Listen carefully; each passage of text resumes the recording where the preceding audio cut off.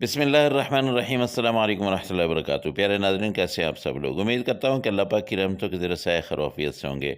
दोस्तों, crispy crunchy French fries बनाने का बहुत ही आसान सा तरीका आपको बताता हूँ, जो सब लोग आपको नहीं बताते हैं। ये क्रिस्पी कैसे बन सकते हैं, आपके जो फ्रेंच फ्राइज़ होते हैं वो ढीले से क्यों रह जाते हैं, वो उनमें जो क्रिस्पीपन है वो क्यों नहीं आता, वो क्या तरीका है, मैं आपको आज सब कुछ बताऊंगा। सबसे पहले आपने लंबे साइज़ के आलू लेने हैं और इनको छील लेना है।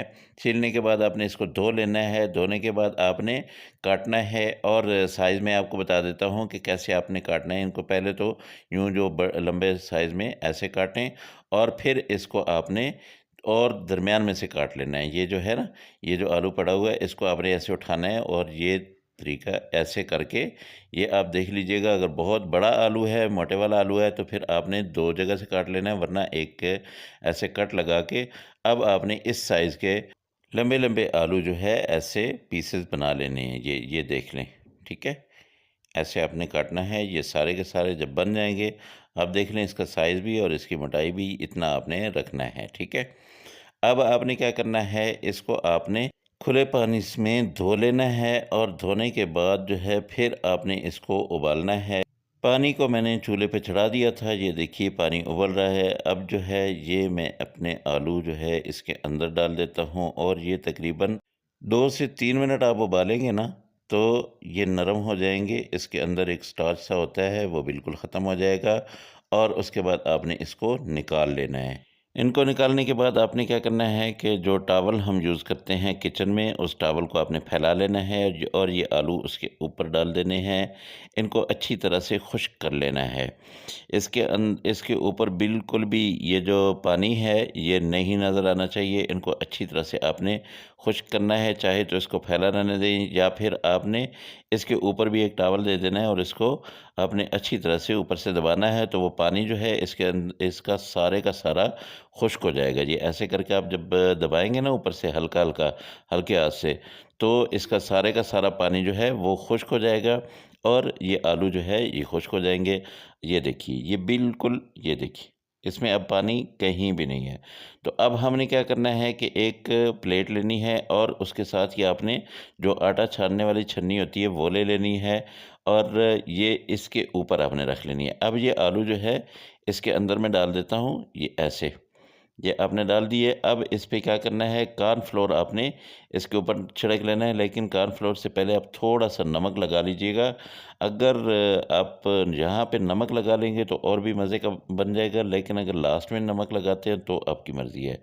तो ये जो 2 चम्मच मैंने कॉर्नफ्लोर डाला है, अब इसको ऐसे करके आपने ये हिलाना है। ये सब जितने भी हमारे फ्राइज़ हैं सारे के ऊपर ये लग जाएगा। ये देखिए, ये माशाल्लाह ये सारा लग गया है। अच्छी तरह से आपने हिला लिया, और उसके बाद अब हम क्या करेंगे, ऑयल जो है इसको अच्छी तरह से गर्म करना है, फुल गर्म करना है। उसके बाद आपने ये सारे के सारे उसमें डाल देने हैं, लेकिन एहतियात रहे कि अगर आपके पास ज़्यादा है और कढ़ाई छोटी है तो फिर आप सारे नहीं डालिएगा। आपने थोड़े-थोड़े डालने हैं। एक बैच निकाल के आप फिर उसके बाद फिर दूसरा डाल लीजिए।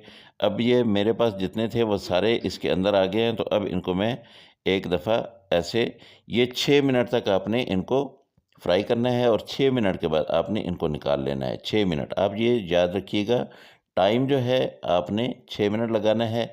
उसके बाद अब मैं इनको ठंडा करूँगा। ठंडा करने के बाद दोबारा मैं ऑयल में डालूँगा। तो जब मैं दोबारा इसमें डालूँगा ऑयल में, तो फिर जो है ये फ़ौरन से पहले क्रिस्पी हो जाएँगे, बहुत ही ज़बरदस्त किस्म के ये बन जाएँगे। ये देखिए, मैं दोबारा से डाल दिया मैंने। ऑयल को फुल गरम रखना है, ऑयल को आपने ठंडा नहीं होने देना है। अगर ऑयल ठंडा हो गया तो फिर इसके अंदर ऑयल चला जाएगा, फिर बिल्कुल भी मज़ा नहीं आएगा। तो ऑयल आपने गरम ही रखना है। दूसरा क्या करना है कि ये जितने भी हैं ना, ये सब के सब डीप फ्राई करने हैं। अगर आपने डीप नहीं किया तो फिर जो है आपके ये ख़राब हो जाएँगे। ये देखिए माशाल्लाह कितने गोल्डन गोल्डन हो गए हैं, और इतने क्रिस्पी भी हो गए हैं, ज़बरदस्त किस्म के। ये देखिए, अब हम ये सारे के सारे निकाल के, तो इसके ऊपर थोड़ा-सा हमने नमक डाल लेना है, क्योंकि पहले मैंने नमक इतना ज़्यादा नहीं डाला है। बिल्कुल हल्का-सा आपने इसके ऊपर नमक डालना है, और उसके साथ आपने क्या करना है कि यहाँ पे लाल मिर्च जो कुटी हुई होती है ना, वो थोड़ी-सी डाल लीजिएगा, बहुत ही प्यारा कलर भी आता है और उसके साथ जो है ना, बहुत प्यारी लुक भी आती है। थोड़ा-सा नमक डाल लें, थोड़ी-सी लाल मिर्च कुटी हुई डाल लें और उसके साथ थोड़ा-सा यहाँ पे चाट मसाला डाल लीजिएगा। अब ये सारी की सारी चीज़ें जो हैं गरम-गरम फ्राइज़ पे आपने डालनी है। उसके बाद आपने इसको ऐसे अच्छी तरह से हिला लेना है। माशाल्लाह ये देखिए हमारे सारे के सारे फ्राइज़ जो है बेहतरीन बन गए हैं, गोल्डन भी हैं, क्रिस्पी भी हैं, क्रंची भी हैं। तो माशाल्लाह अल्हम्दुलिल्लाह ये देख लें। दोस्तों अगर मेरी ये रेसिपी आप लोगों को अच्छी लगी हो तो मेहरबानी करके मेरे चैनल को ज़रूर सब्सक्राइब कर लीजिएगा और साथ में लगे बेल आइकन को ज़रूर दबा दीजिएगा, ताकि आपका और मेरा जो है ये दोस्ती का रिश्ता कायम दायम रहे। मेरी हर वीडियो जो है वो टाइम पे आपको मिलती रहे और आप ऐसी अच्छी-अच्छी वीडियो देख के एंजॉय करते रहें। तो अल्लाह पाक की रहमतें, अल्लाह पाक की नेमतें आप सब लोगों के घरों में बारिश की तरह बरसती रहें। जो मेरे दोस्त परेशान हाल हैं, अल्लाह पाक उनकी परेशानियों को दूर करे। जो बीमार हैं, अल्लाह पाक उनको शिफ़ाए कामिला आजिला अता फ़रमाए और जो बेरोज़गार हैं, अल्लाह पाक उनको अच्छा और बेहतर रोज़गार दे। इंशाअल्लाह आप दोस्तों से अगली रेसिपी में फिर मुलाकात होगी। मुझे इजाज़त दें। अल्लाह हाफ़िज़। अस्सलामु अलैकुम व रहमतुल्लाहि व बरकातुहू।